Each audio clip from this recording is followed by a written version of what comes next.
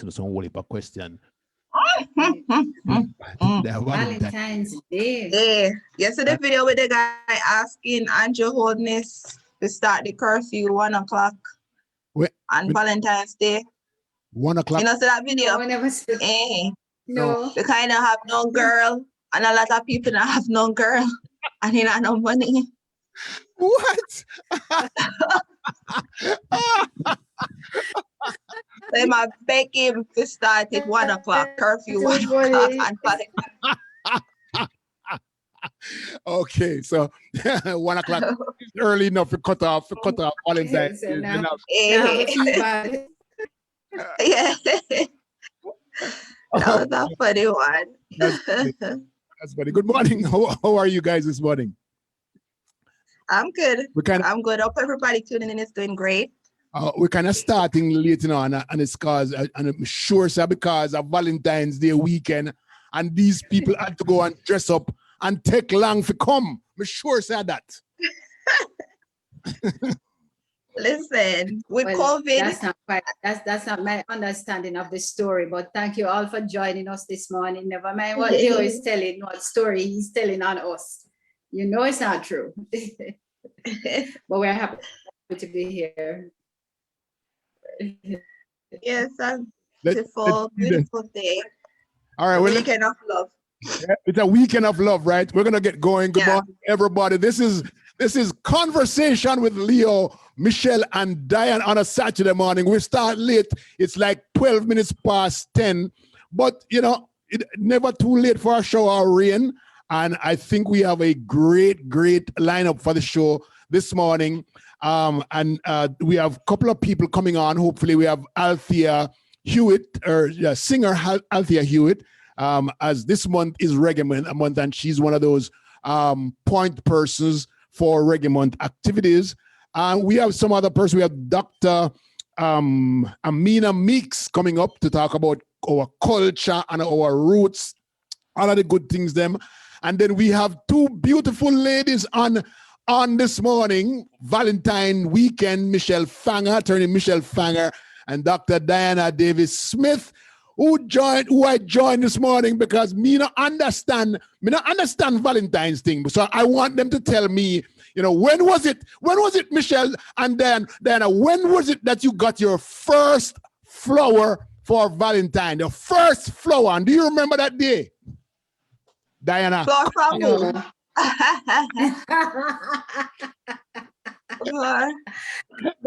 That could probably put us into lots of problems. I'm going to plead the fifth.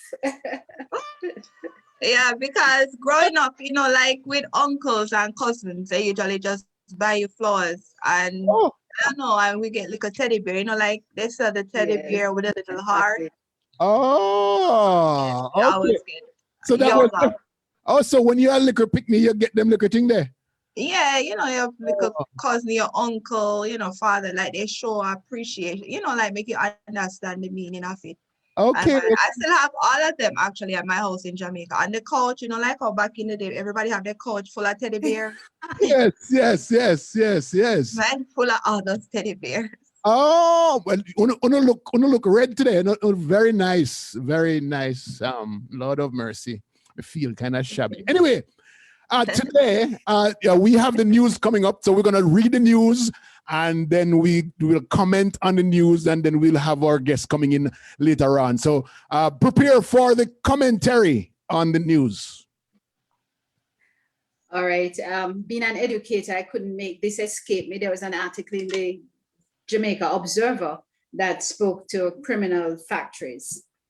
It reads, revamping schools, turning out gunmen central to crime solutions, says Chang.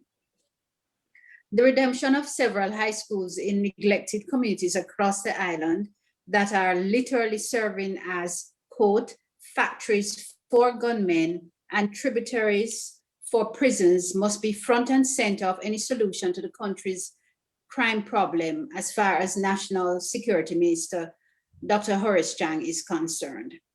These schools, he says, are populated by more male than female students, and in most cases, the majority of the girls drop out due to pregnancy. Nobody goes there who wants to go there, Dr. Chang said in a recent discussion with the Jamaica Observer editors and senior reporters at the newspaper's Beechwood Avenue, St. Andrew headquarters. It is not the first time that Dr. Chang was raising the troubling issue. In an address to Parliament earlier this month, he pointed to the results of a 2012 prison survey that revealed that 20 schools had a very high recurrence rate of incarcerated individuals. These schools clearly have challenges that need to be addressed, he said. Therefore, we have moved decisively to ensure that social involvement is not a singular project by a specially paid individual, but to orient the primary government agencies operating in these spaces to focus on these particular areas in an objective manner.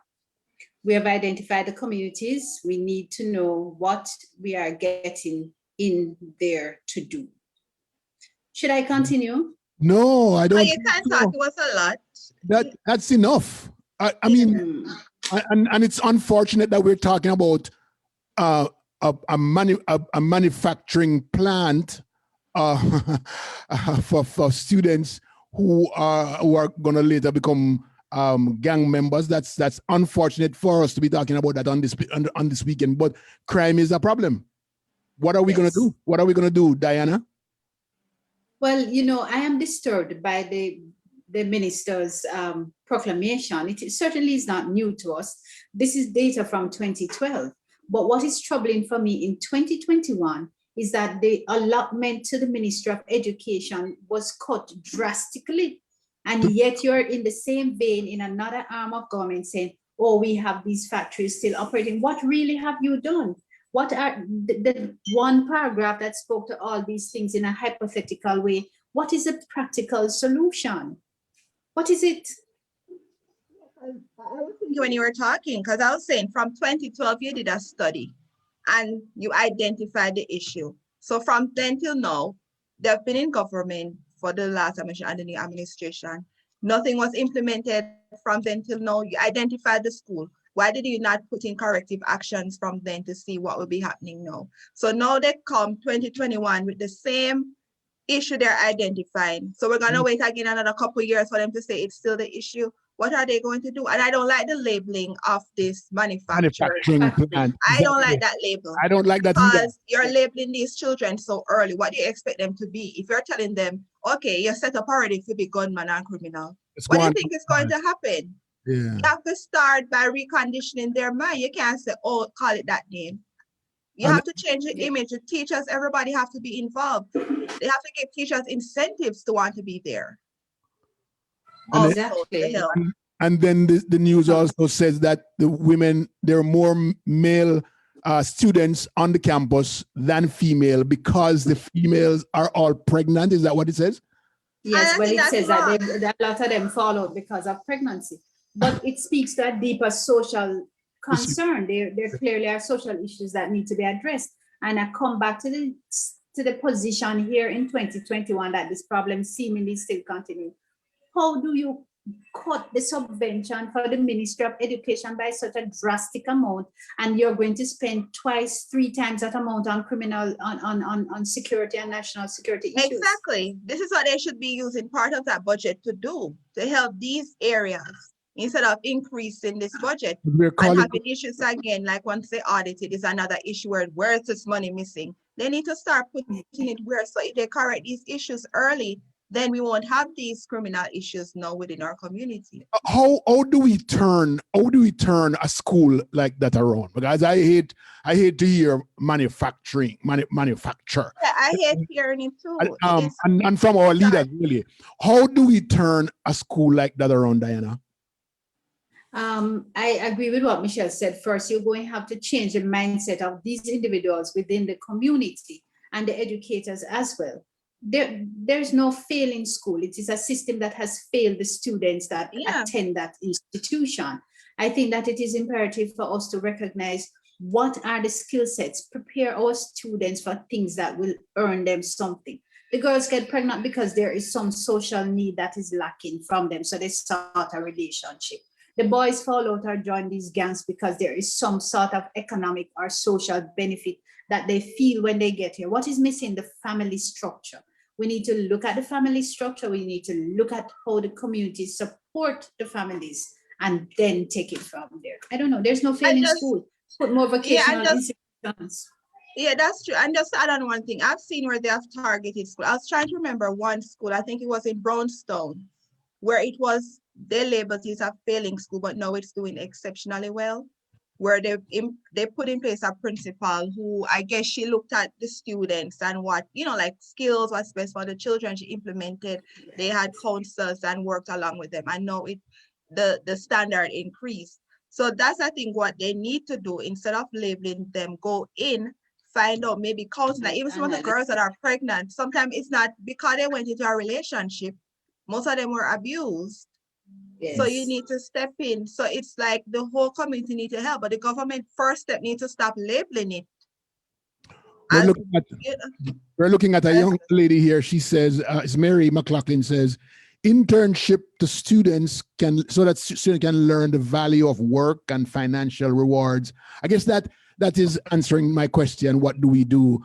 Thank you so much, Mary McLaughlin. It is so sad to know that our social issues become so bad that another ministry, right? A ministry of national security is going onto a campus and saying, this is a Ministry of Education problem, not a Ministry of National Security.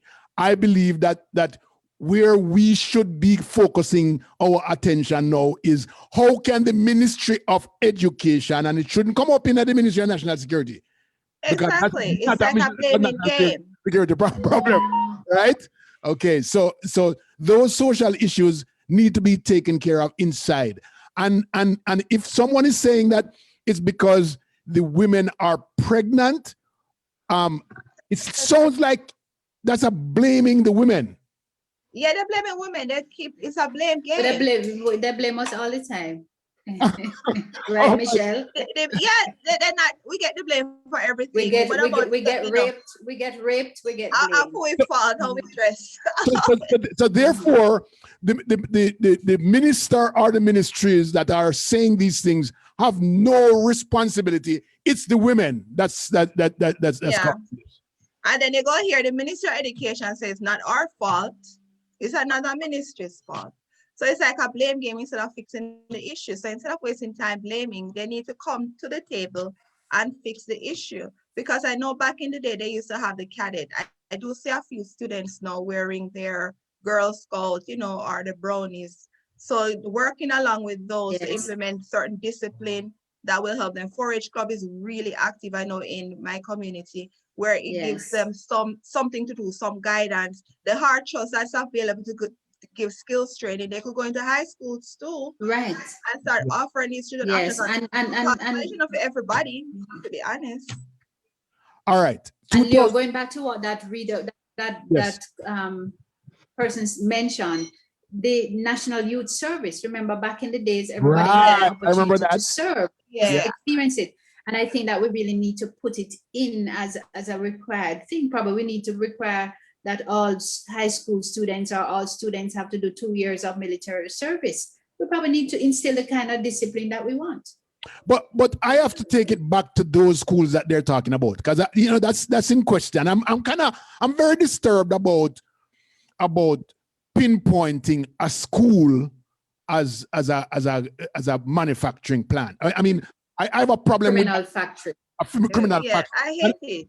Yeah, and it's if we look at that particular school, 2012, 11 years ago, and at this point, we are bringing it up as a problem, and we never addressed it before. Okay, so there's a disconnect. There's a serious disconnect here. Because they don't. What I've noticed is that even I usually follow up when Parliament is happening, and you always hear these reports from years ago and whatever. It's like when recommendations are made, in my opinion, and they do these review, it's like a waste of money because they review, they come up with suggestions, No and then it's action. done. So it's No, a waste of money. So why do it? yeah, no action at all. No action.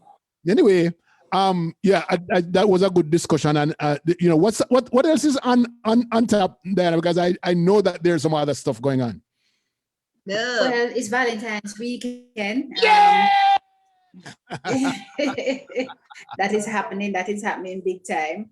Let me see what else. There was something else that was a little bit disturbing for me. Well, it's Reggae Month. The JHTA and the wanting for travelers arriving to Jamaica to have a negative COVID test. Okay, talk about that. Let me read that for you.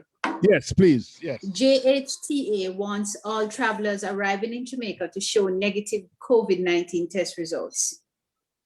This again is from the Observer. It's Friday, February 12th. That was yesterday's.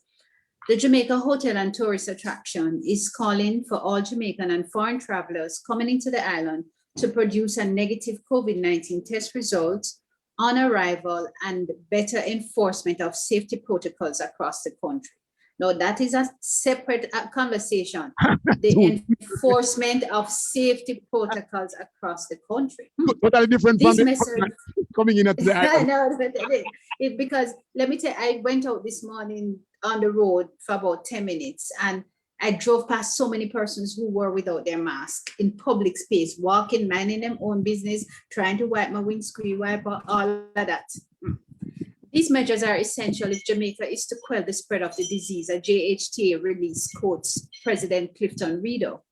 He was responding to the government's announcement of new curfew hours from 8 p.m. to 5 a.m. daily until February 24th.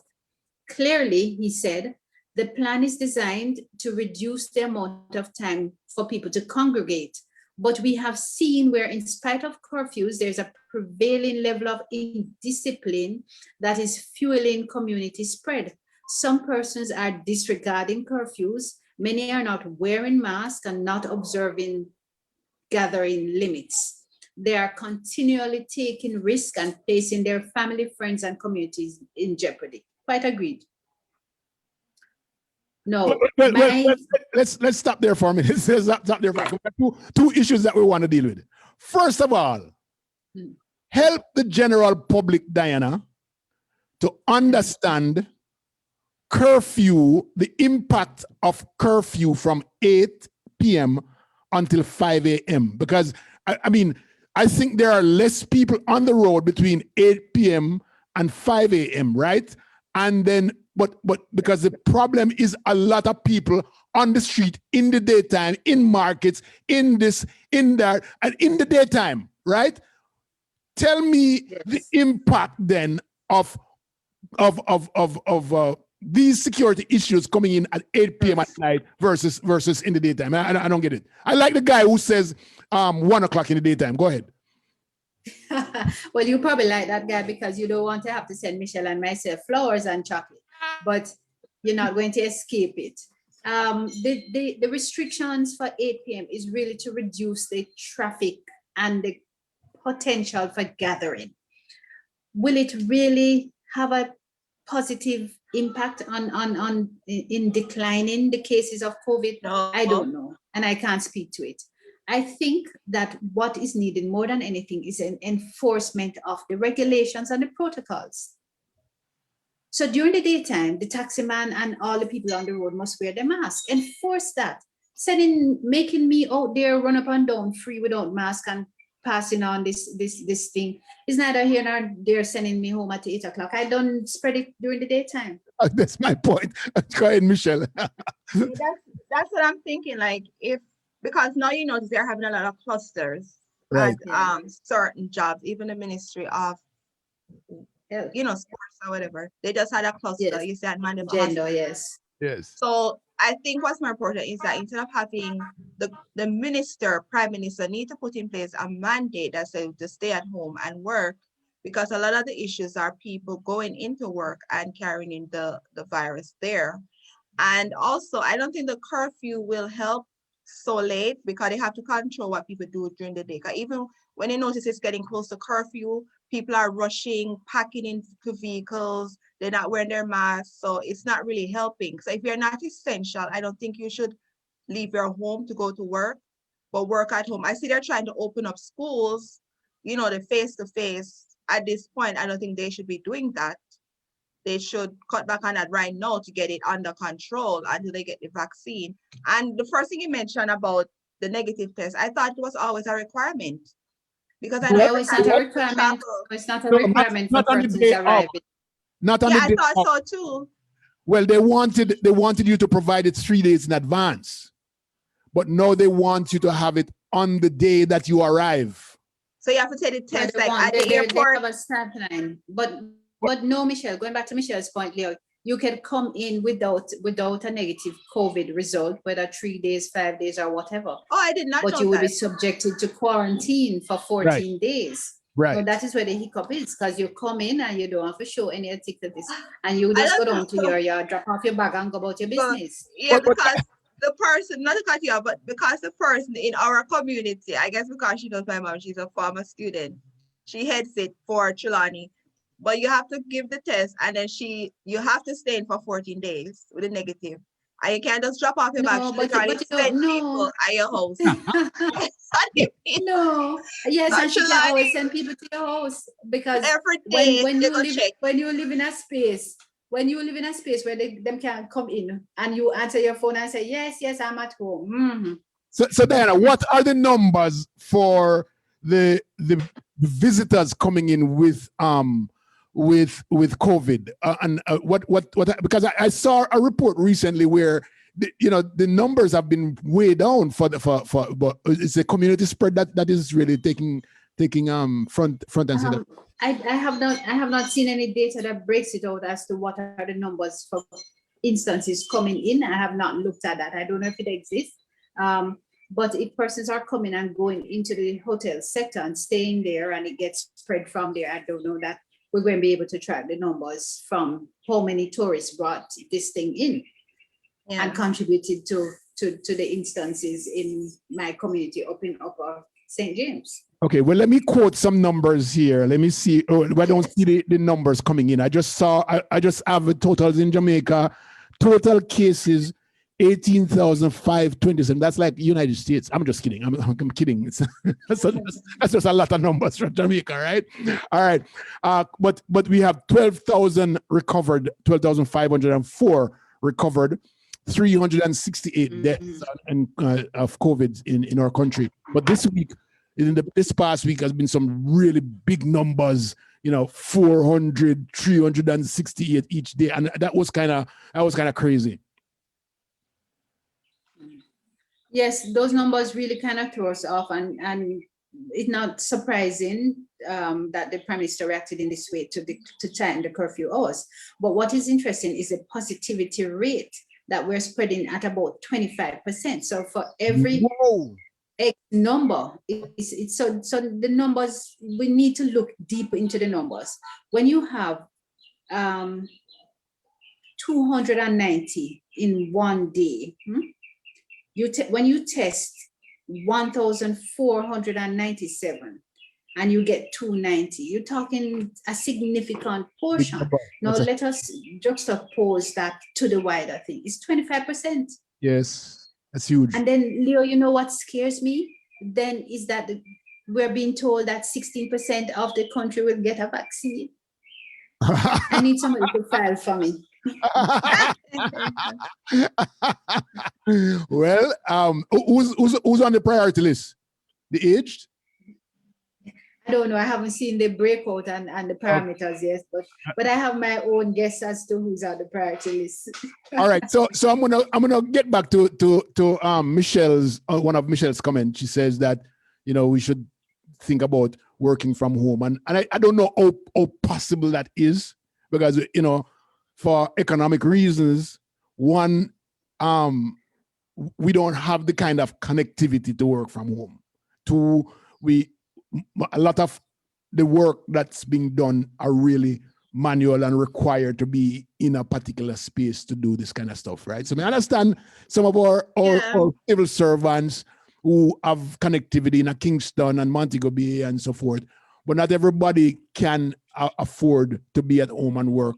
A person who owns a little business downtown Kingston can't be home and work. But what I expect us to do is to enforce the fact that we need to wear masks. So our police and other military persons should be out on the street and helping. The municipal police.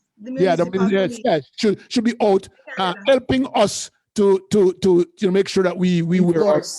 Yes, sometimes people just take it down and forget to put it back up. That kind of thing. I didn't have you for that notes. But to be honest though, like I understand some industries that cannot work from home, but there are a lot, like even government agencies where they can do, like they can take home some of the projects, work from home, maybe have meeting once a week. Because sometimes, like especially with government, they have a lot of meetings and they necessarily need to be in person. Yes. And cut down on traffic. And even with the taxi, because it's gonna be hard for the taxi man to not, I guess they had a requirement for taxis. Yes. So it go kind of hard. You can't go have police that look inside every second. Right. So they need to figure that out. Even the schools, they need to really cut that out right now. Yes. The in-person, the face-to-face. No, but later on once it's under control. And in regards to the vaccine, I don't know who's gonna get that vaccine. But I have my guess too. we should probably poll the audience to poll the audience. Yeah. Let's ask them. Audience, who 16% of the population going to get right? Who in this year? Who do you think in Jamaica will be the first sets and which category? Okay, yeah. We'll get the vaccine first, and we'll wait for your response. Lord have mercy. No, too bad enough. What we need an answer. We need an answer from you guys. We really. No, man, we need an answer. Yeah, we need an answer. Because I want to know that I am wrong. Not sure. Tell the people them what you think so that you can help them. No, man, I don't want biased results. Yeah, I get we not trouble. Whatever next thing you can't find me. Wow. Okay, so Celia Wright says, is the vaccine going to be free in Jamaica? We don't even reach there yet, but we hope so. We hope so because the one campaign, if I don't get into trouble, they said don't say Michelle, no Michelle. See, but that was in the public sphere. That was all over, so I could say and not be subjected to anything. It was all over that it will be free. Somebody says the first to get it will be the government officials. Lord. I wonder why they would say that. What a mean thing to say. Somebody else says they mention it a lot of times. Yes, it's free. The vaccine is free. So okay, so that's good. Yeah. That would be good because a lot of people cannot afford it. Cause even the other day I saw where they said that people have to start paying. I know people were paying for the test, but a lot of people have to start paying, I think, KPH for the test. And I'm like, if you can't afford to buy food or you go pay for the test, you go just sick and like we're gonna get a lot of cases because people are gonna be like, I can't afford this test. So I think they should do more based on income.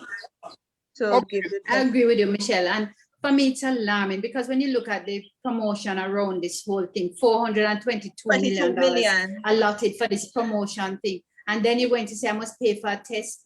Make that be the promotion. Make that be the promotion to get everybody. Can I give you this answer? The government officials and then Kumbolo. What a bad thing to say. Shame on that response. You're going to put that person in the naughty corner. Yes. Well, put your hand on this ears around there, Cecilia, and stand up on one foot. Stand up on one foot. Oh my God. Oh yeah. So we expect Amina. Let me make sure that she's going to be on, because she promised that she's going to be here. Aside from that, we expect a few more persons to come on at 11 o'clock. But in the meantime, you are not okay. So she says she's watching. Amina. Okay, go ahead and read the next one, Diana. Okay. So there's this article that speaks to that the Jamaica Observer carried, but really it's an article out of France. It says no end to pandemic without equal vaccine access. So now that we've had the response from our audience, let us get into this piece. Okay. It says developing new COVID-19 vaccines will fail to end the pandemic unless all countries receive doses in fast and fair manner. And that go to the nation too. Disease experts warned on Saturday.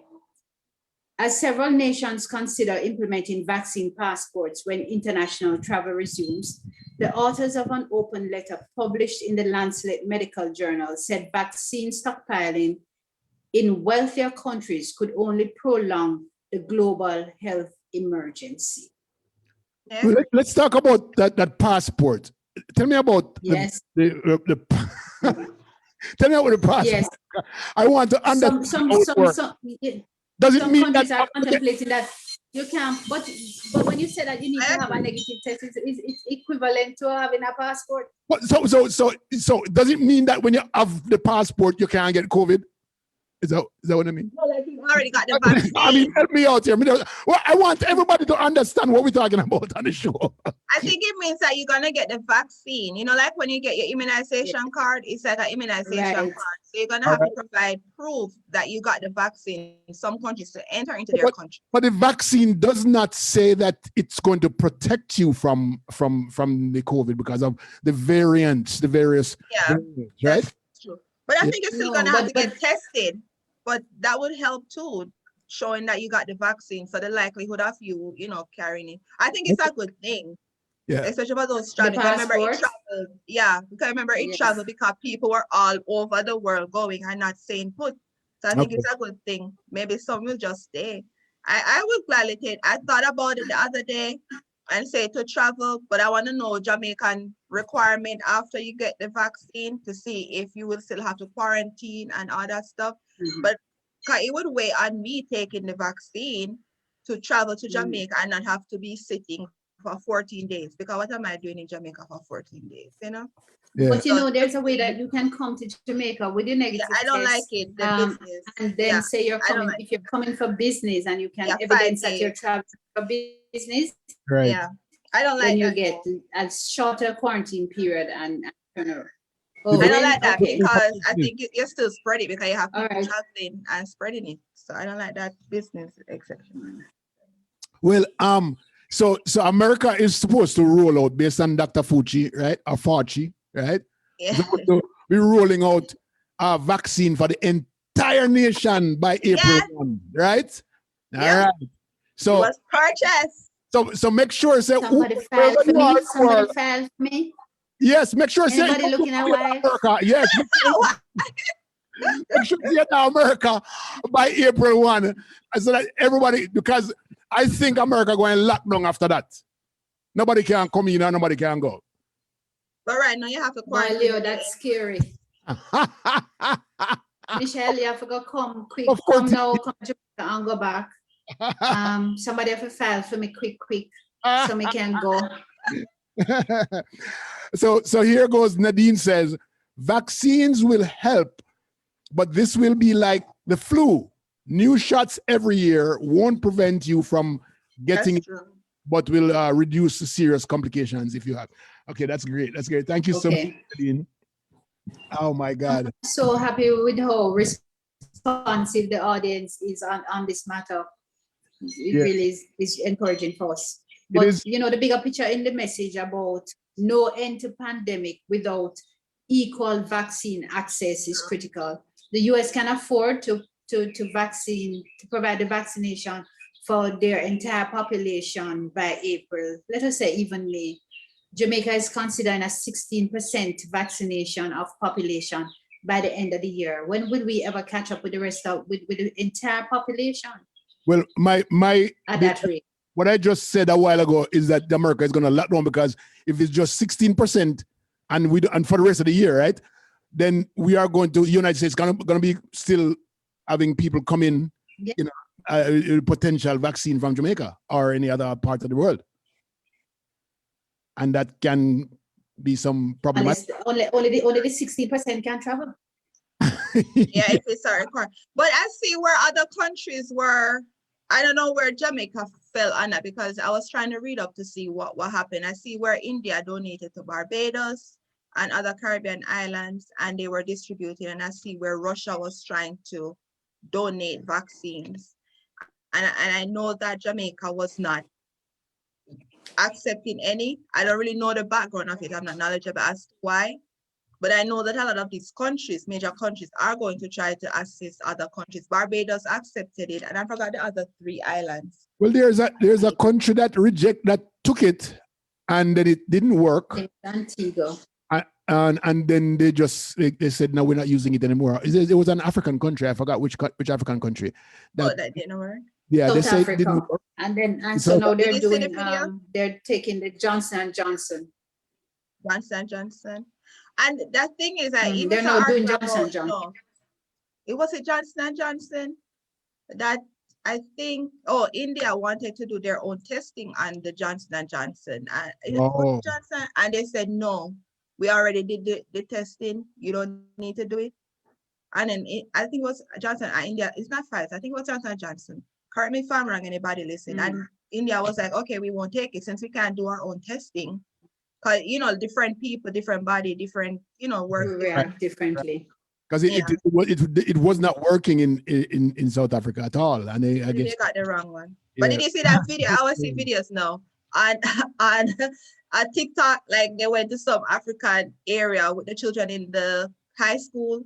And they were like, we're coming to give you the vaccine. And they were running, jumping through windows. I said, no, we're not. Because they passed us. No, Michelle, you have to share with us. Send it. Share it with us.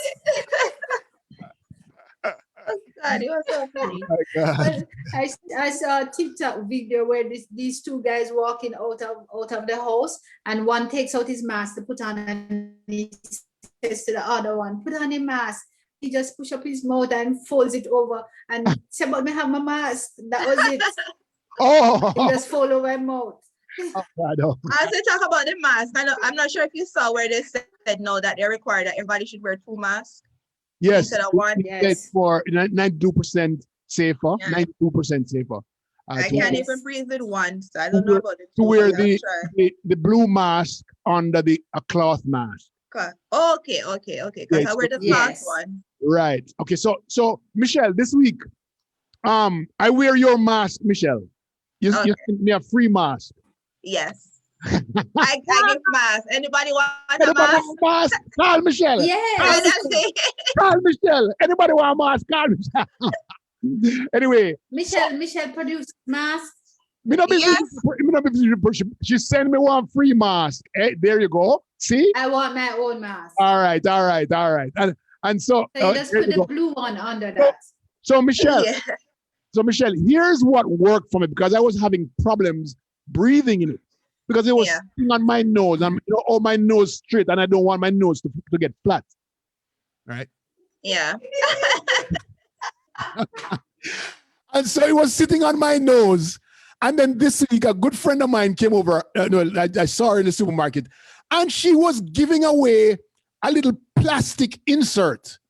And the plastic insert goes inside of your mask, Michelle. Yes. I put it on my face, and I could breathe normally. Yes. Pushes my nose, the mask away from my pretty nose, right? Okay, I need to see that.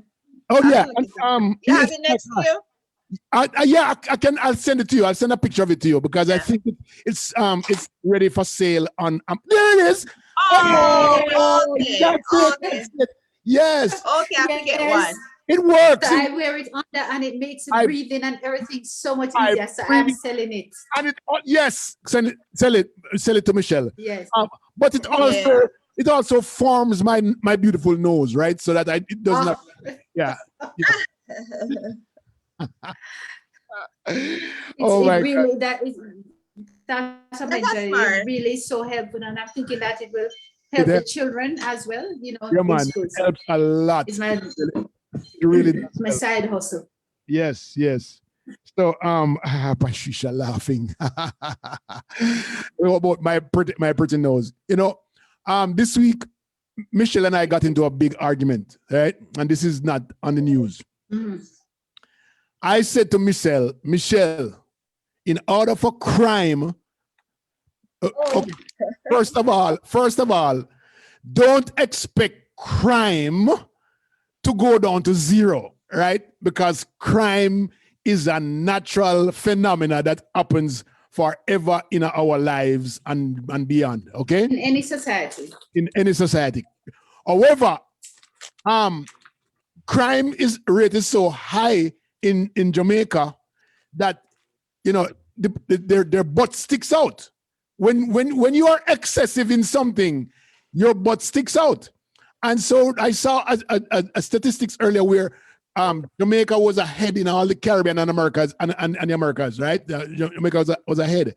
You know, if Jamaica brings crime down halfway down, nobody talks about it.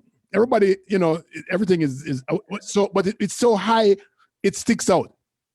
So what I said to her first, don't expect crime to come down to zero. But I do believe that in order for Jamaica or any country at all to get a grip on crime is to create the deterrent. Hello, hey, what's up? How are you? He's our regular visitor. he's our regular visitor. Hello. It's about time him start broadcasting too. And start giving us his commentary too. Yes. So I was saying that in order for any crime system to work, there are three things that we need. One, we need the law enforcement that Jamaica and the rest of Jamaicans and the world thinks that police is going to be the answer to reducing crime. Police can't reduce crime. It has to be three different systems in place: the law enforcement, the courts, and the corrections. And I don't believe, and somebody can correct me, that we have the proper deterrence in place. I was in discussion with someone from one of the ministries the other day, and they said most of our prisons were built back in the 1800s, and our prisons are not efficient, not ready for prisoners, and our courts, there's not enough judges or not enough judiciary to take care of the backlog of cases that are sitting in there. So therefore, when the police arrest somebody, right? When the police arrest somebody, there's no guarantee that that person is going to go through the system and into prison.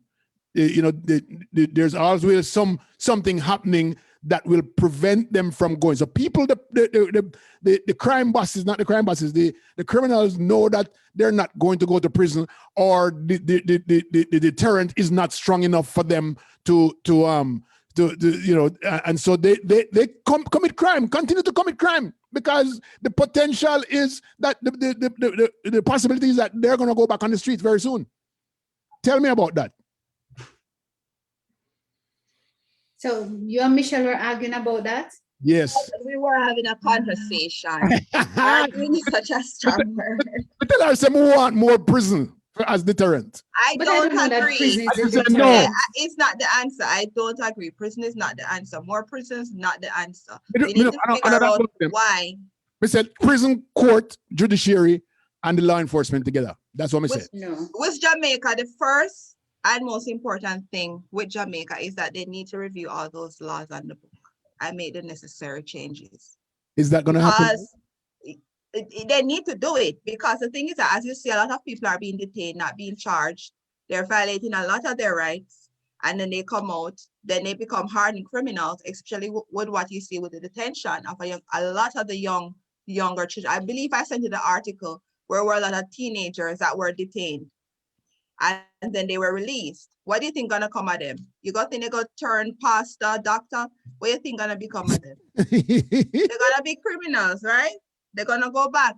So they need to find ways to deter them, because even they don't have to necessarily go to prison, because some of them do need psychological help. A lot of people have mental issues. I know. That needs to be addressed, and just throwing them. But do we have the resources for that right now? I think we do have the resources to do it, because you do have a lot of individuals going to UE doing these programs at psychology and such, and end up without jobs, ending up in other areas. So they can utilize them. Oliver Roberts says needs to fix the root cause, which is the high unemployment. I agree. Nadine says maybe they should start by updating the archaic laws, like institutions, they're old. And then prison is definitely not the answer. Thank you, Nadine. Yeah, but then you said prison answer. I could be wrong. Says it's not. Yes, but Leo I stand corrected. That's what I'm saying. Oh, I thought you said it was the answer, more prisons. No. I was saying that Nadine is saying that prison is definitely not the answer. And I say, thank you, Nadine, for correcting me. I stand corrected. But I'm easy. I just want to be convinced that prison is not the answer. Oh, but there's a conversation. I said it's not. But so you don't trust my word. Okay.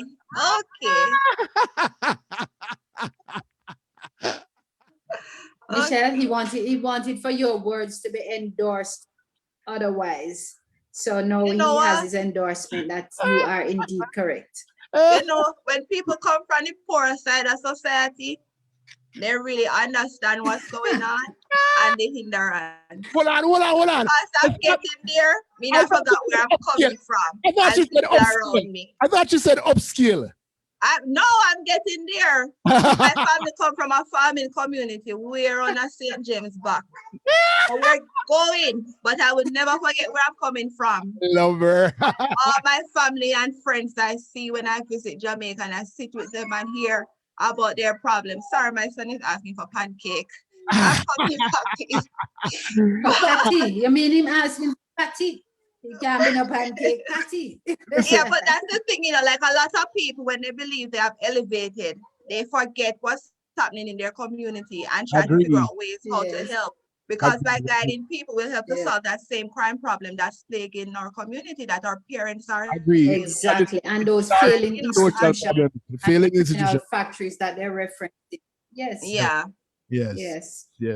Well, yes, I want to agree with Michelle Leo that yes, I don't the answer disagree. cannot be more schools. And I was being a devil's advocate with her. That's all I was. We're not hearing you. You were provoking thoughts. You're thought provoking. You say something and see how people think. That's good. That's always good. All right, so Leo, is 11 o'clock yet? I don't see anybody pop up, so we just have to keep going. Let me ask you, and I've always wanted, what's your favorite reggae song? What's your favorite reggae song that have love in there for Valentine? Yeah, yes, the Valentine reggae. Let me tell you what it is. It's a Dennis Brown song, right? It says, yes. It's Little Green Apples. You ever hear about Little Green Apples? Yeah, when I have little green apple at Jamaica, when I feel apple then red. Hold on, let me see if we can find little green apples. I'm sure I can find little green apples with Dennis Brown. And bear with me, people. It goes, oh, I wake up in the morning. With my hair down in my eyes, and she says I. And then I stumble through the breakfast table while the kids were going off to school, and we wave them goodbye. Oh gosh. And listen to this before one. Them lock you up. Stop before they lock you up. She reaches out and takes my hand, squeezes it and say, how you doing now? And then I looked across her smiling lips that warms my heart and see my morning sun. If that's not loving you. And if that's not loving you, then all I've got to say, John didn't make the little green apples, it don't rain in Jamaica in the winter time. That is my red Valentine's Day song. That's the one that I sang on Valentine's Day. That's my favorite song by Dennis Brown. And Dennis Brown is my favorite artist. Thank you very much for sharing. So let's talk about reggae as it is. We talk about how people think that dancehall started 1990. And here's David. Good morning, David. How are you? You're muted. Yeah. Hi, everybody. Yeah. How you doing? Hi, David. I'm good. Thank you very much for having me today. No, man, thank you very much for joining, because we just now start talk about reggae and the history of reggae, and maybe you can just jump in and just tell us and help us. In fact, why don't you go ahead and tell the people who David is first of all? Yeah, I'm a French reggae artist, you know. My first meeting with reggae was when I was 14, and I discovered the music of Bob Marley when I was 14. It was the album Legend. Okay. And since that time, I was involved into reggae music, and reggae changed my life forever, because it gave me, the desire and the envy to play music, to write my songs, and to perform as well, because I was a shy guy at the time. Oh. When I was young. Where do you live? I'm living in the southwest of France. Oh, you're in France. France. In a town called Biarritz. And I'm very, I really love your culture and Jamaica, the people. I learned a lot about your country before getting in Jamaica. And when I discovered your country, I was amazed, because the vibe is so strong, and I felt like home, like a second home for me. So tell me, yeah. that's great, David. Go ahead, Diana. I think you had a question. Oh, hi, David. Good meeting you. Tell me, is there much of a Jamaican culture operating in your community in South France? Yeah, there's not a big community of Jamaican people, but we are. Your audio is a little bit low, though, David. I don't know if you can do something with your microphone for us. Okay. Coming across a little bit low. There you go. Yeah. You hear me good? Yes. Okay. Thanks. Yeah. No. That's okay. Yeah. So yeah, we have a small community of Jamaican people in France. Most of them are in Paris, but we have a big reggae community in France. Is one of the biggest market for reggae music. Oh. So we have a lot of festivals, a lot of reggae fans all over France, everywhere. Everywhere you go, you're gonna listen to reggae music, because the youth here, they love reggae. So I grew up with that. I live next to the beach, because we have the ocean there. Okay. And a lot of people, surfing and listening to reggae music. Yes. And in the place I live as well, we have particular story, because I live in Basque Country. It's a small part of France that was independent before, and we were invited, by French and Spanish people. Oh, okay. And we have a kind of we are kind of revolutionary people as well, and so reggae, have this struggle in its music, and so we talk to the people, And, all right. Just 1 second. Let me acknowledge Singer Althea Hewitt. Good morning, Althea. How you do? Unmute. Yes. Hi. Greetings, everybody. So nice to be here. After me just done. Hi, David. Hi. Nice to meet you. After I just done Sing Out My Heart, you come in after we done Sing Out. What kind of thing that? right? Darling, I am so sorry. I am working. Okay, so someone asked me, who is Althea Hewitt?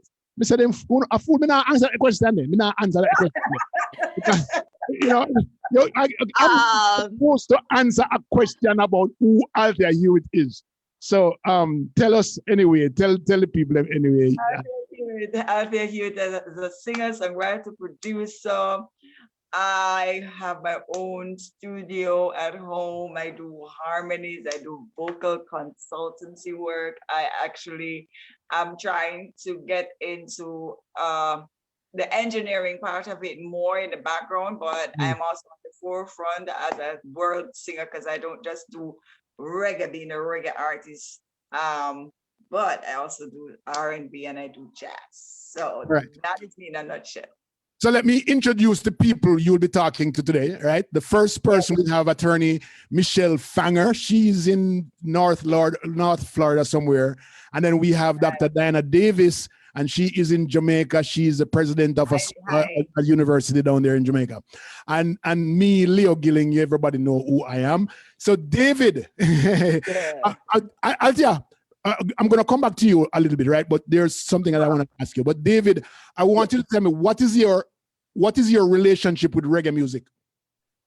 Well, reggae music is a part of my life, you know. It was like it kind of wrote my story, you know, because it led me to this point and to come in your country as well. But it led me as a singer to be a singer in my life, you know. So reggae gave me a work in a kind of way, you know.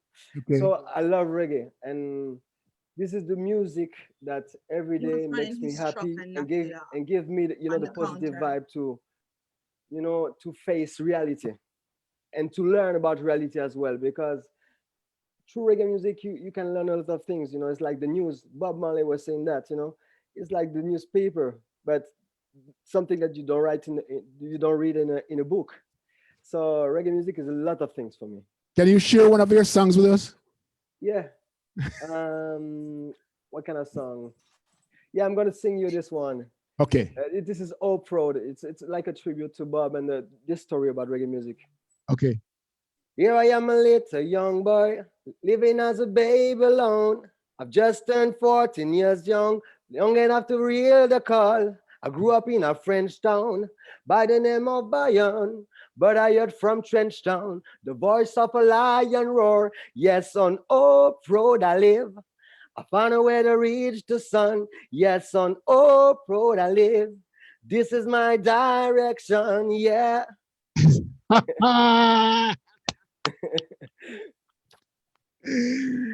Oh my gosh. Althea, tell us about the journey of reggae music. What is your experience with reggae music? What is the journey? In fact, that's just two questions. What is the journey of reggae music and into your own form? Okay, so my journey of reggae music, my dad, he was a guitarist, you know, rest his soul. And I used to hear nights upon nights of band rehearsals right next door to my bedroom. So that's how I was introduced to reggae music, because he played a lot even with Barry Hammond coming to his studio, and a lot of popular artists. At the time, he had his band called Mighty Cloud, and my first dad was singing on the mic and playing with the instruments, of course, as a child. They said I was running up and down half naked when I was a baby around the back, because I wanted to always go around there. And then one of my father's friends used to say, "Go put on some clothes." Go put so,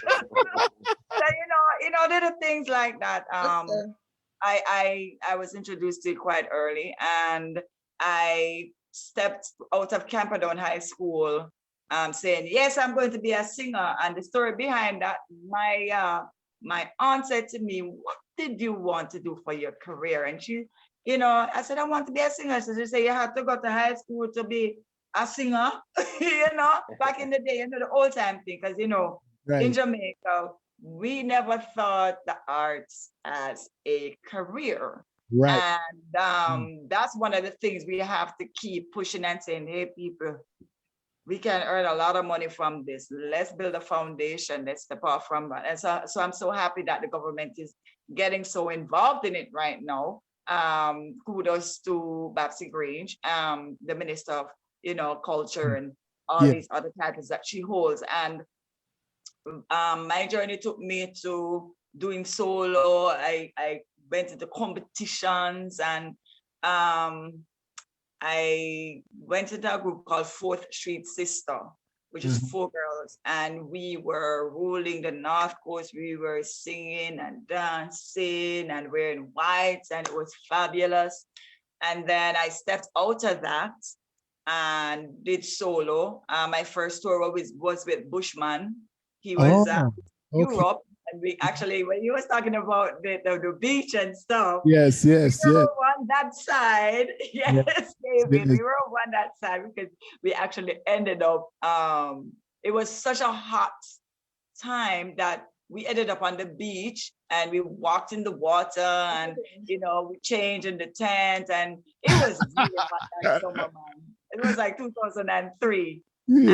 So my experience of seeing the huge crowds and massive, like really massive, and people coming up to you and say, oh, you're from Jamaica, and they wanted to sing, and they don't wanted to talk about Jamaica and all this. So of course, I was excited, and all these things, I was just like, yeah, I want to be on that. I want to be the main act. So all of these things are building me up, and so I started recording. I started working. I still worked with a band at Copy Sour Isles in Ocherias, and we did like that's where I knew your name from. Yes, for the tourists and everything, and it was fabulous because you're learning more reggae songs, and the whole Marcia Griffiths and Bob Marley and all of the culture sung them, and I started saying, you know what, I really need to get into this thing, and VP Records signed me for a 3-album deal. I did a cover album called Introducing Althea Hewitt. I got a few of my originals in as well. Then after that, I said, okay, what's next? Okay, let's keep on doing. I came out of VP Records. I said, nah, they're not, it's like after a year and 2 and 3, and we're supposed to be doing a second album. I don't see anything of it. So you know what? VP, let me go. I need to go and record some music. Well, you said something very, very key, right? Yes. As reggae music developed, there wasn't a connect between the academic arts and reggae music, because it was hard. It was hard. Yeah, initially. Just like how they used to fight out Bob Marley. Right. Bob Marley took reggae to the world, yes, and brought it back. And I strongly believe, that's why, the other day I was in this panel and I was saying, I strongly believe we need to formulate a plan where Jamaica is the center of attraction for reggae music. And the thing is, we didn't find a lot of people who went to the School of Arts, right? And come out being a singer or a recording artist or a producer. They went into a different realm of culture, right? Selling our culture without reggae music. So I am so happy now because a few of our genre pastors, mentor pastors, right? Yes. We never developed mentor the way we're supposed to develop it from an academic standpoint. Ska pastors, ska pastors, rock steady pastors, and we never did anything to it. And if Bob didn't capitalize, no. What Bob did was he did his own thing. He loved what he was doing, and it all came back. It all came back. Now we're celebrating it. But Bob born in that time, that it was so different from now. Absolutely.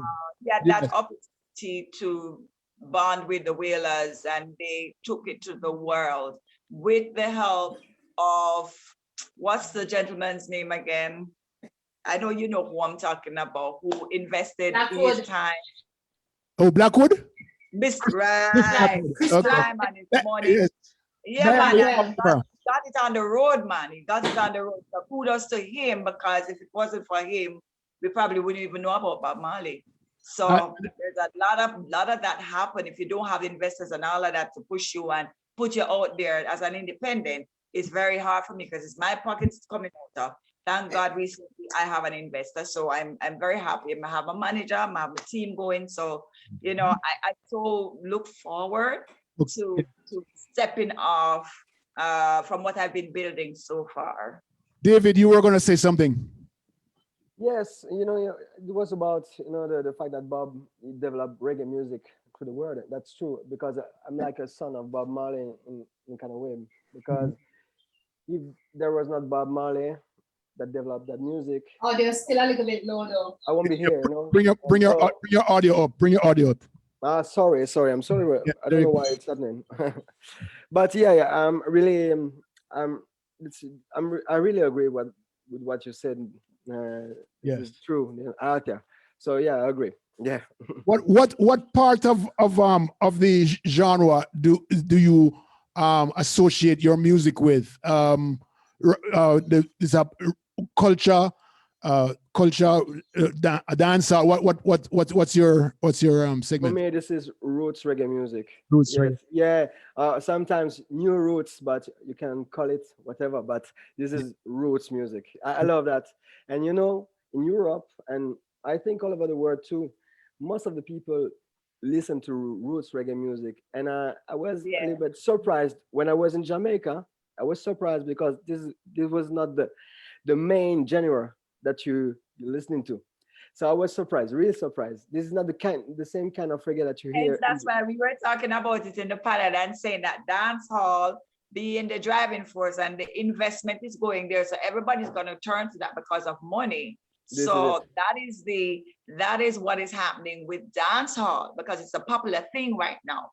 But reggae is still there. We just need to balance the scales, you know, and get it all up and running again, because there are so many reggae singers, not only in Jamaica, but all around the world that celebrate reggae music like you, David.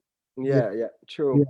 I think people misunderstand the whole thing about reggae music, thinking that reggae dancehall is reggae, but dancehall is just a part of the whole reggae culture that started after the rocksteady era. Reggae started where in that rocksteady era.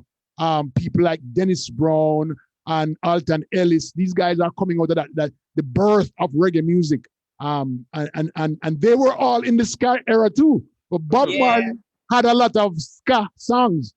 Simmer down, simmer down. Oh, what I say? That's Bob Marley and the weather, right? So it's we have to put it into perspective, and I'm happy to see the ministry taking this month to create a culture of reggae music, and they're going back in. Last night I was online and I watched a clash. Did you guys watch the clash? No, the clash between Jammies and Scorpio. And the juggling, oh my God, and dub plate. Oh, Scorpio was on. Oh, Jesus. You didn't even share that, Leo. You're a wicked man. Geez, you had that information and you never shared it. True. I'm Bex. So, but I'm wanting to have a distinction though. You say that the ministry is creating a culture of, and I think that what it is that it's reinforcing the culture that reggae is to Jamaica.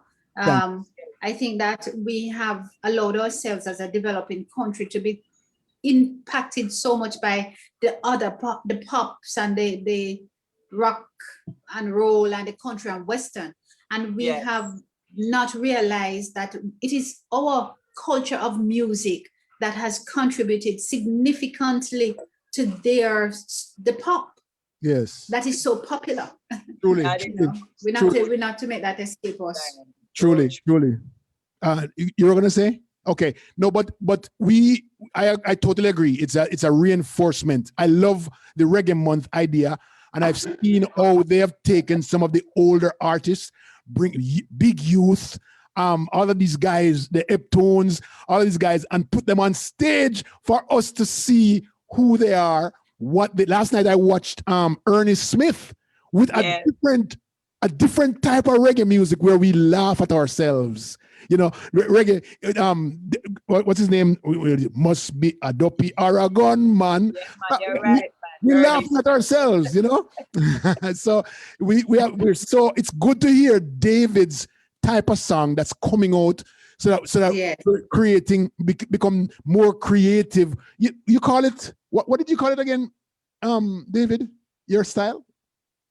This is Roots and culture. Or new roots, or what you New roots and culture. Yeah. yeah, you know, because So this kind does of people, sorry. Yep. Does David have a channel, a YouTube channel or something? Yeah, right. I have a YouTube channel, David Cairl, Yes. Cairol, and I've got YouTube, Spotify, Instagram, wherever you can find me. You can Google me. In regards to this type Right. of music, being that I'm here in Jacksonville, I noticed that a lot of people are more into that type of music, Oh, roots rock. So like most of the concert, when I see reggae and I go there, sometimes they do a different version of the popular reggae songs. yes. Yes. Perform. And when I tell you the venues are packed, Oh, yes. are packed. Because Yeah. you have a lot of college students, and as you know, this community is diverse. But I don't see a lot of Jamaicans there. But every time I hear the songs, I know them, Yes. and they're packed. They're packed. And even my husband, he listens to them. Like some songs that he plays, I didn't even know they exist. But what's that guy? Yes. What's his name? Perry. What's his name? He has like red hair. He's older. What's his name? Harry. Not Yellow Man, you're talking. Yellow Man. No, man. Yellow Man. It's like he does ska music also. Like everybody loves him here. Oh, Lee Scratch. Yeah. I was talking about That's very over. Yeah. Lee So he's Scratch. popular here, like he is God here for He's him. God around the world. Yeah, so Yeah, it's man. like- Lee Like Scratch. here in Jamaica. yeah, 'cause I didn't know about him in Jamaica. It's when I came here wow. in this community, I learned Yeah, about like- when people asking me about him. Well, you know, And yeah, popular. but people like Scratch coming from the ska era. Yeah. It was, I mean, if you think about it, Don Drummond and all of those guys, Lee is one of the original ska talites, okay? Upsetters. Yeah. And so one of the things that we don't know is that there's an underground of ska music and rocksteady in America, London, and Canada. And Yes, it's I huge. know. It's bigger than big, okay? And so that's Very what big. persons like him, you know, he was right there with Bob Marley. So Yeah. you know, and he has his own style. People call him kind of, you know, different. His style is different, but he does it, and he does it very, very well. And Yes. he built the whalers for Bob, you know, with the upsetters. Yes, yes, That's what I heard as well, David. That's what I heard. yes. So Man. yeah, that's But reggae is popular here, and that, like, even with it being Reggae Month, I was surprised that not much more is being done. But for there's the a lot Reggae being Month. done every day. The thing is, it's more than I have ever seen it. Yeah, Because- it's more, but Because every day the ministry has something going on air, whether it's by YouTube or Facebook or PBCJ.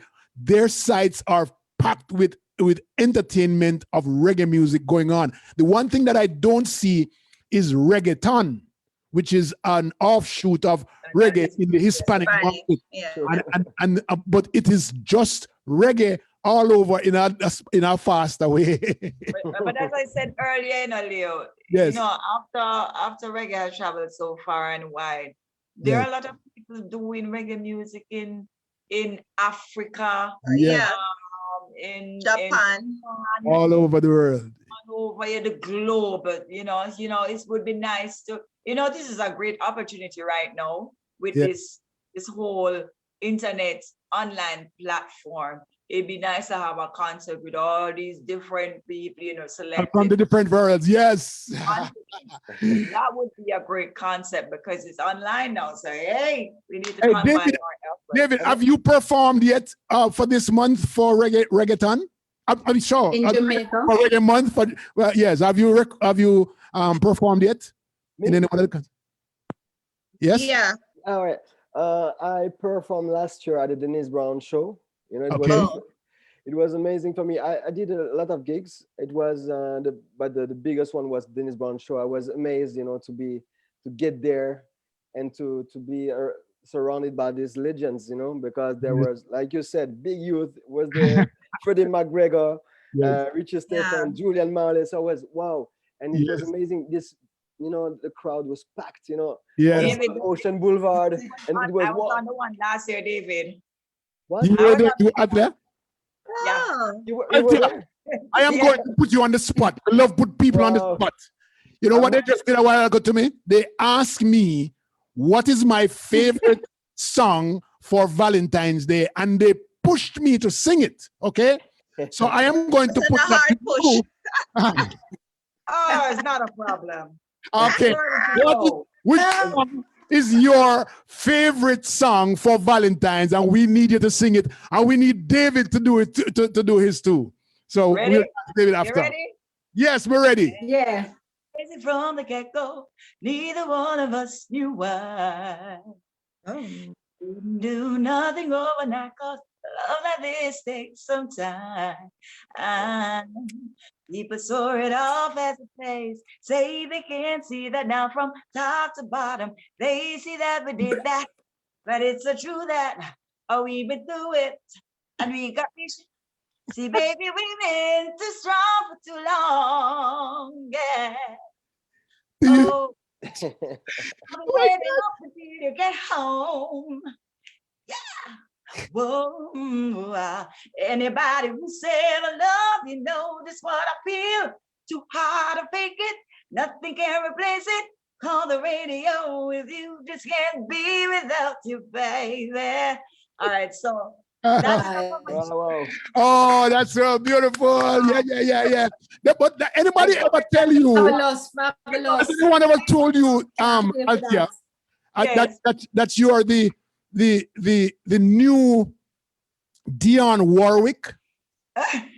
Yes. Because I was listening to you and I'm saying, oh, this is Dionne Warwick singing reggae music. She's on that list of Yeah. singers, man. She's on my playlist. Oh my God, you sound so much. You have the same kind of, Yes. you know, inflections in your voice, and also just the Right. tone, really, really nice. You should take her songs. Ask her to do her But you know, song. you have to Yes. be careful because I don't want nobody coming no cover artist. Ah! I have my originals. I'm I a would have songwriter, loved to hear you do. I don't play with that. Yeah. As a matter of fact, let me plug But this No, in. man, I know. Me just it's mad. not On those songs. Valentine's, I'm on waiting on Valentine's Day David. show David, is waiting. tomorrow. David. Yeah, Your song. before you talk, Michelle, let me just say my Valentine's Day show, which I'm gonna sing that song as well. I'm doing my covers for Lovers Medley, which is songs that I recorded over The time or a period of time. about like from 2008 right back up until now. And that's gonna Is that be going to be online or is that going to be live? it's gonna be 8 p.m. on YouTube, and it's also gonna be on Hype TV 12 p.m. and 8 p.m. tomorrow. So you guys can look out for that as well. You We know, will be there. and of course, you know that I'm gonna be on the Reggae Ambassadors show. Whoa. I don't know, the young, as I say, the young Yes. Reggae Ambassadors, and Yeah. that I think is February 19th. I think that's what All it's. right. All right. Are we looking forward to that? Yes, it is February 19th, and it's one of our new innovations for Reggae Month this year. And it's right in line. It's one of our big products. Jackie, that your we're video is launching off. online. Why don't I have Jackie come Good back on afternoon. camera? Come back on camera, Jackie, because Yes, we I will. I'm gonna allow the two artists. I'm Okay. waiting on David. Yes, David. We want David. David. But, You want a love song for Valentine's let Day? me thank you very much. Thank you very much. Here's Let me Jackie. properly introduce. Yes, thank you. Good All right. morning. Good morning. Hold on 1 second. ladies and gentlemen, my connection with the JCDC and the ministry is Jacqueline Knight, and she's been fabulous, providing us with all of these opportunities for David to be on the show, for Althea to be on the show, and for other people. So thank you so much, Jackie. But go ahead and introduce yourself and tell us who you are and who you work for in Jamaica, because we know so you're a big, long time.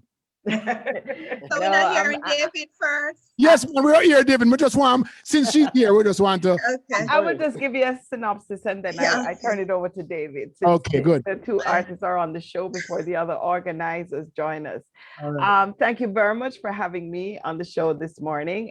Very, very passionate to be part of the history of Reggae Month from day one, 14 years ago.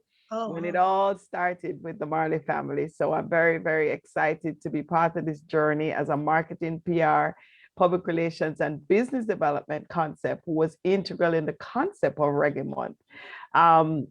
It's spearheaded now by the Ministry of Culture, Gender, Entertainment, and Sport, and it was officially declared back in 2008 by the Prime Minister and under the leadership of Olivia Babsy-Grange.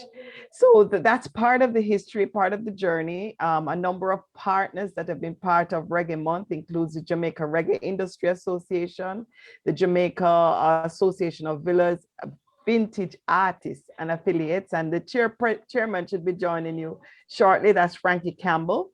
I know last week you spoke to the chairman of the Reggae Industry Association, who was Ewan Simpson. Ewan Simpson, right. But one of our real energized thrust around Reggae Month is collaborations of artists, producers. It's a real marketing tool. As a marketer, that concept was developed as a marketing tool for a month to be aligned with also Black History Month. Several of our great reggae icons have birthday celebrations. Hold on. Let me get the list. Hold on. Let me get the list. And I'm gonna go on February 1st.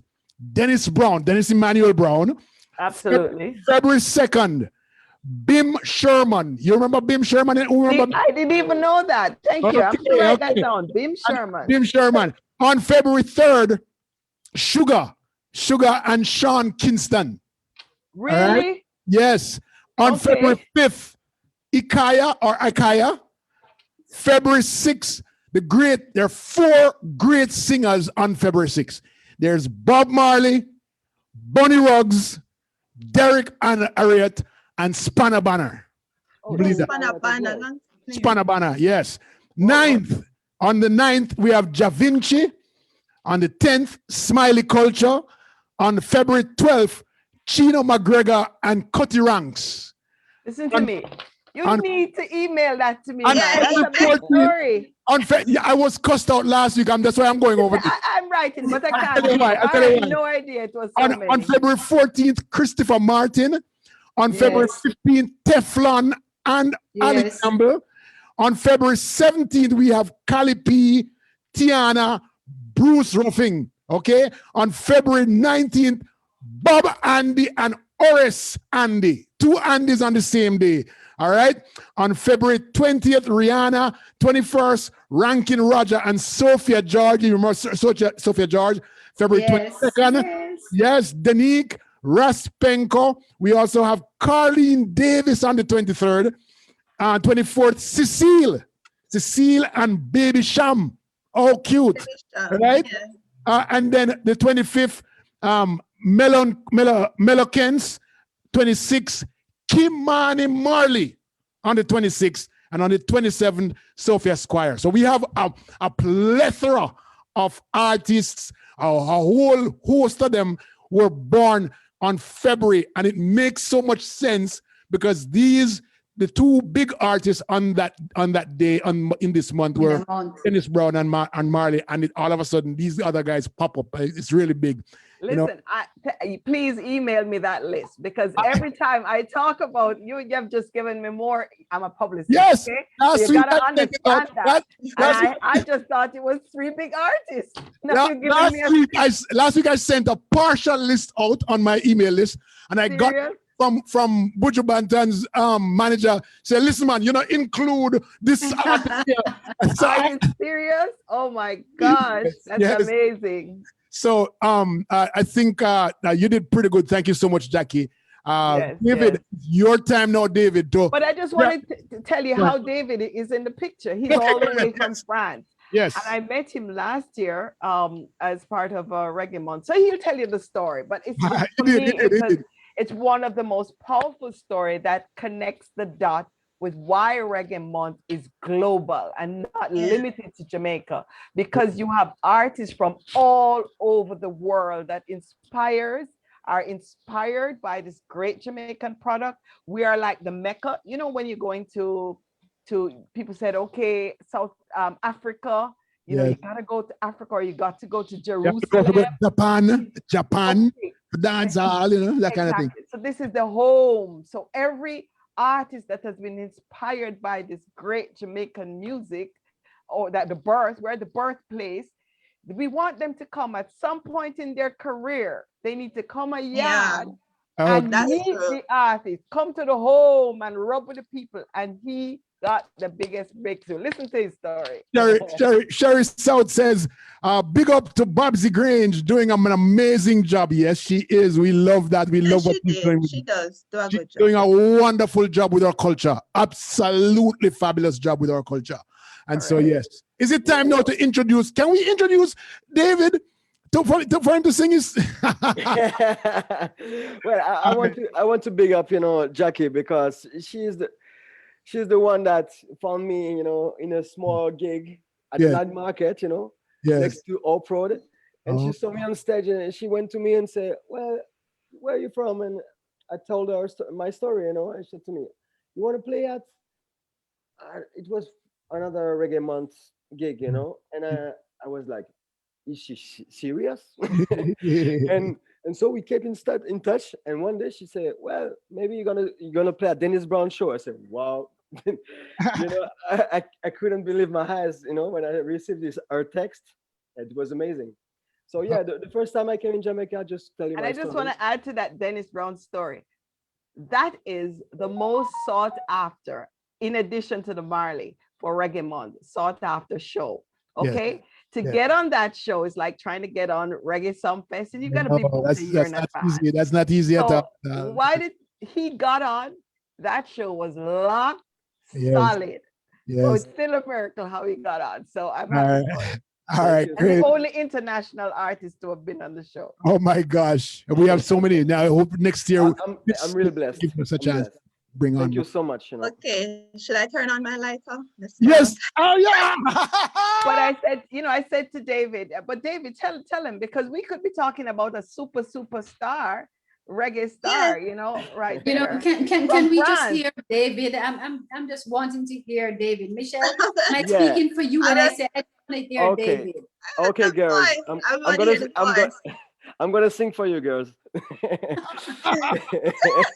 So this is Valentine's Day. So yeah, you know, I don't have a lot of love songs, but I've got one in my head like this, a Bob Marley song, because we were talking about him. Yeah. So it goes like this: turn your lights down low, and I pull you in the curtains.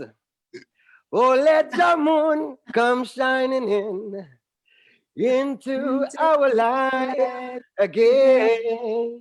Yeah. Saying, it's been a long time. I kept this message for you, girl, but it seems I was never on time. Still, I want to get you to your girlie. On time, yeah. I want to give you some love, Michelle. I want to give you some good loving. Oh, I. Yep. I love it. Great introduction for me. I think that one was for Michelle. Yeah. Yes.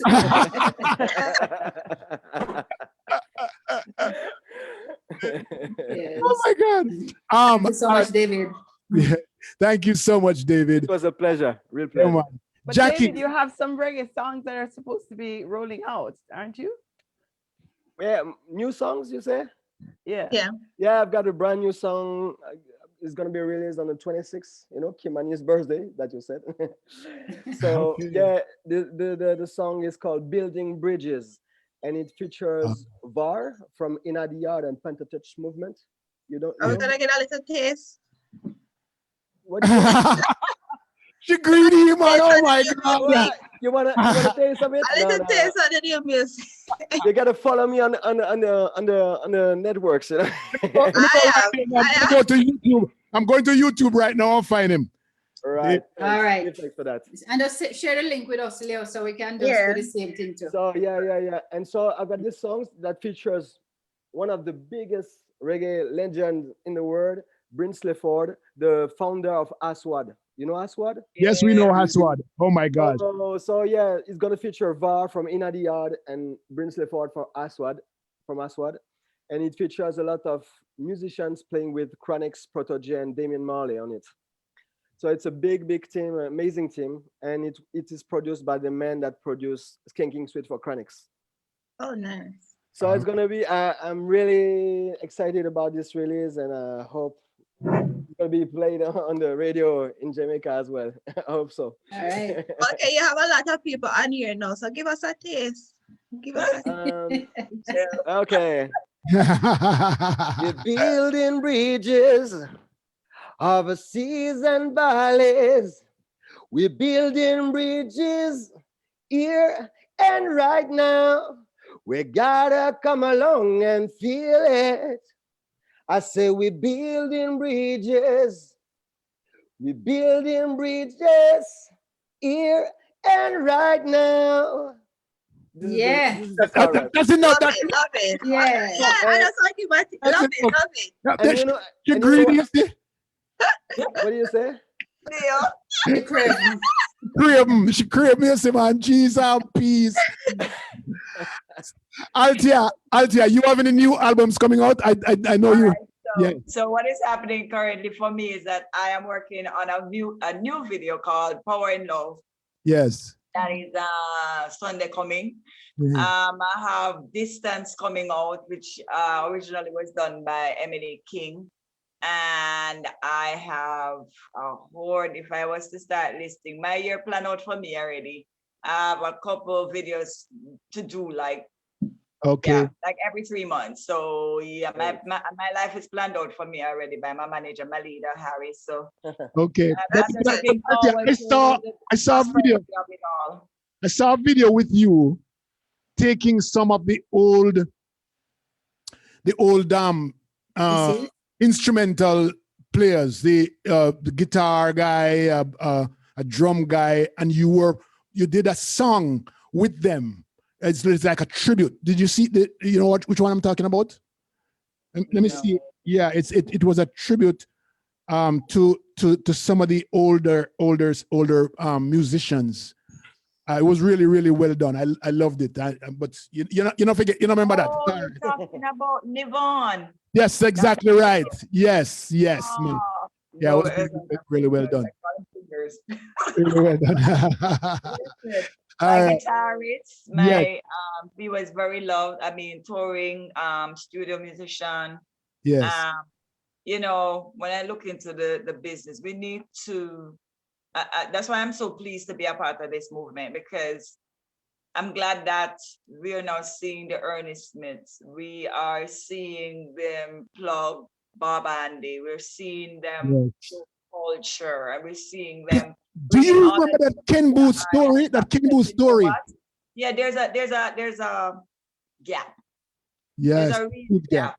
And that's why we have this dancehall imbalance. There's a gap where the information was not passed down from the elders to the youngsters. Absolutely. And how to build the thing and solidify it and make it strong. So when it go out there and represent Jamaica, it's nice, clean, and respectful. Yes. I mean, there is a lot of good music in dancehall. Yes. I don't want to beat it down, but I just believe that there needs to be a bit of a balance. Well, Yeah, I agree. there was something that we spoke about on the show last week where a lot of our artists aren't taking the time to learn music. They're learning the mic and they're not learning the music. And so what happened is after they do a couple of hit songs, maybe cover songs, they die out because they have nothing else to go back to. Yeah, but you Yes. see what happening now, Right. it's a misconception that when you pay to get your song hit, when you go on Exactly. stage and you perform it, it's a That's a totally totally different thing. thing. And And so, audience yeah. And I want that hope that we can put those two things agenda. together. I hope we can put those two things together, the artist and the art, the art of music and the artist, so that we can create something more sustainable. Because let me tell you something, we have probably, for a small country, we have more singers than America. I'm not, Seriously. I mean, think about it. Alleys of the hills, That's true. they're everywhere. And Yes. it's really fabulous. Remember, the diaspora as well, where Yeah. all of those people that, all those singers, and they Yes. have the opportunity now to mix it and come up with something new and different out Yes. of it. So I'm actually looking forward to seeing some pop up of a new genre out of reggae music as well. Okay, well, the thing is, look, Jackie gone again, but the whole thing about music, it doesn't stop with Jamaica. It doesn't stop with just the artist singing. It also goes along with the sound systems, right? The sound Yeah. systems, the DJs that play on the sound systems, right? Because the sound systems alone have clashes. And then we have inside of cars and vans, they build up their sound system inside of their cars, and then they have clashes also. So the music it's not static at all. We have The industry. a total industry, and it's really a very vibrant thing. So now all we have to do is to create that mesh, that sync between the art. All the elements. Yes. Yeah, man. And this is the arts, the arts is a big thing. Can you imagine if we had a wonderful structure below that and, step off from that ladder? So that's why I'm happy I said that the government is involved, because if we can build a strong foundation, yes. the possibilities are. And the ministry is creating that foundation, because think about it. Last year we took part in the gospel competition, the JCDC gospel competition. It was fabulous, don't it? Oh my God. Absolutely fabulous. And we're not accustomed to seeing gospel displayed in the way it was displayed. We had a whole lot of people competing in reggae gospel, or not even just reggae gospel, but Jamaican gospels, and they're all done and created by the singers. Really, really nice piece. I was actually there. I actually went to it because I was one of the judges. Oh, were you? In the interim of things. So I actually went there, supported the artists, went backstage. Thanks to my friend Dawn, she introduced me to a lot of people. And it's that side, when you come from that gospel background and stuff. So I really, it was really fulfilling for me to be there, I should say, in a way, because I keep in touch with my Christian side, I should say. Okay. Awesome. So Jacqueline, yes, give us the history of reggae music in your own style. In my own style. Oh Lord. I sing in the bathroom, and only one time I remember singing. Singing on the Hilton stage because okay, I need that song. Give us that song. Can you sing that song for us right now? Please. Well, listen. In my own style, as a PR, as a tourism passionate person, I've worked in the hotel sector for many years. I've had to work along with all of these artists. And one of our key partners I want to highlight is Jamaica Hotel and Tourist Association. and the Jamaica Tourist Board and the Tourism Enhancement Fund and the Ministry of Tourism that has also put a lot of funding into Reggae Month celebration. So I have had to meet a lot of the artists, a lot of the organizers as an event person. And I'll tell you about my experience at the Hilton particularly. For many years, I've been working with the Marley family.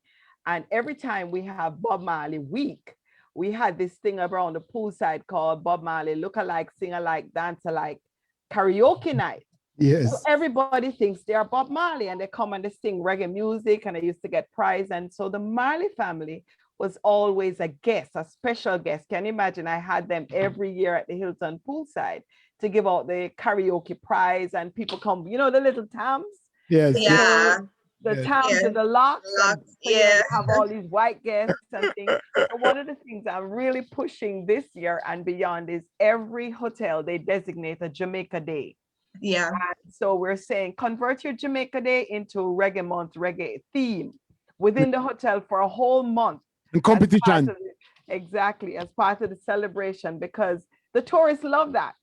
You know, the vibe and the ironiness, and they come to Jamaica and it's Reggae Month, and all our artists like Althea, you know, and certainly David, who has come here, they have been part of this great Jamaican product, you know, on the tourist scene. So we have built out, we have taken the COVID, the pandemic issue as an opportunity to say, okay, we can't, the licenses are not out as yet, and you know, we don't have the full go ahead for the entertainment industry, but let us seize the opportunity of not being able to hold the big shows, but as a marketing tool, virtual, online. So when you're limited to reaching one person in Jamaica, you're reaching all over the world, thousands, through platforms like your show. You know, we're online all over the globe. And so I just want to say, I was kind of going back and forth because I had a couple of organizers that were specially invited. We have one joining us right now. Who's joining us? And joining us is Ricky Trooper. He's the Echoes of Sound System, the dancehall music.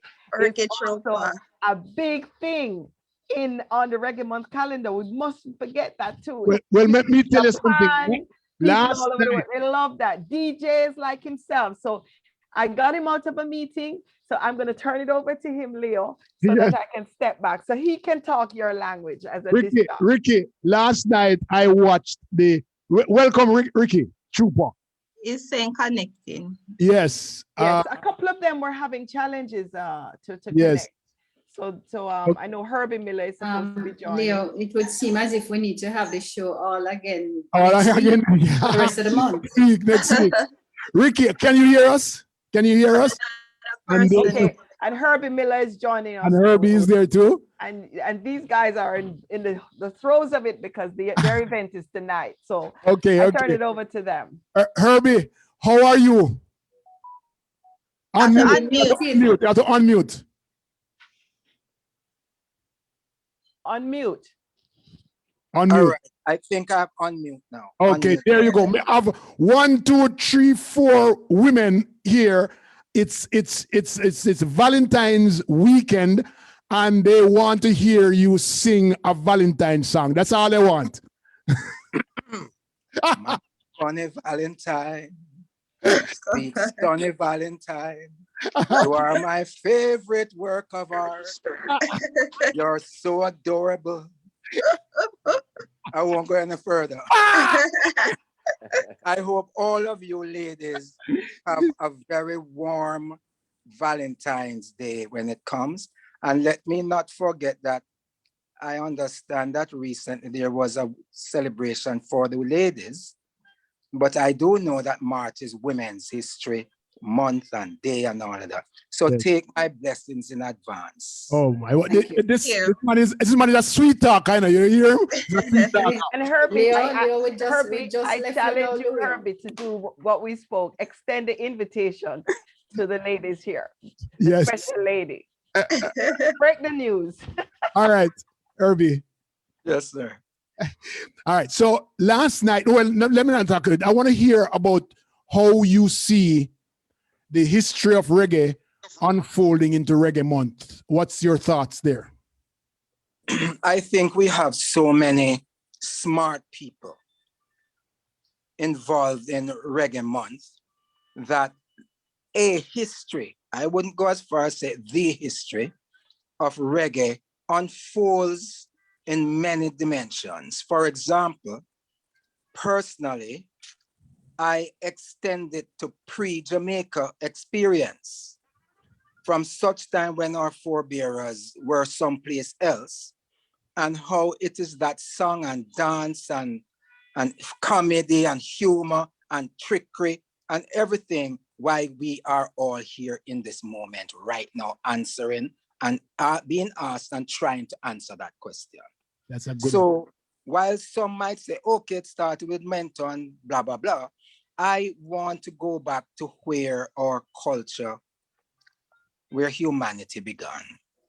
And it is that song and dance that why some of us endured the Middle Passage, the plantation, what followed plantocracy through colonialism, this experiment with so-called independence, etc. And that the music for me is really a safety valve that, for better or for worse, does not culminate in what happened with the Baptist War, with Nanny's War, with Paul Bogle's struggle, among others, and what we are experiencing around the world. So it's one of two things. It's either we have gotten beyond the point of revolt, or we want to go to heaven, but we're afraid to die. So for me, reggae as a generic term, or music, or arts, or song and dance, etc., or Nancyism, has been that narrative from the preface to the end, which is still some part somewhere in the future. That for me is the history of reggae. That's so well put. I love that. I love that. Let me get Ricky Trooper in. Thank you so much. Ricky, last night. No. Before you go to Ricky, Herbie will just quickly tell you his program. That's his honor for Reggae Month. Okay, all right. Yeah. For the Jamaica Music Museum, which is a department of the Institute of Jamaica, we celebrate our 10th annual Grownation. And this year we are celebrating Alpha Boys School, who are celebrating their 140th anniversary. Oh, wow. Grownation this year is titled Upward and Onward, which is the theme song, the school song for Alpha.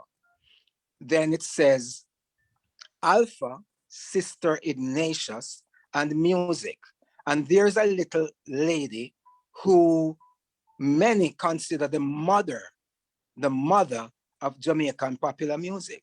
She spent almost 60 years at Alpha, and Alpha has turned out some of the greatest, brightest composers, arrangers, and practitioners of music that this country has graduated to the world. So we celebrate that.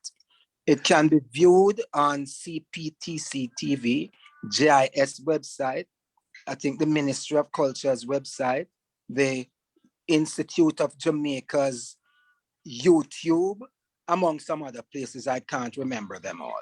And the Jamaicans.com and Leo Gillen's platform as well. Yes. Thank you so much. For Reggae Month. Yeah, man. I wanted to get to Ricky Trooper. Thank you so much. We are running against time, but Ricky. Go ahead, man. Get the last night, I saw a competition between Scorpio and Jammies, right? Clash or a competition? It's a clash. It's a clash. It's a clash. It's a clash. And you know, what was clear to me was that there were some younger people on the Jammies team, and the originals were at the Scorpio team, and I could see the difference. What a difference it was for me to see how Scorpio took something that was of the 1970s, the way we juggled music, those things that people rejected back in the 70s, the sound systems and the juggling and all of this stuff. And we made it sound very clear and crisp last night, and people were accepting it. What where is dancehall coming from, and what is it today? Yeah, you hear me?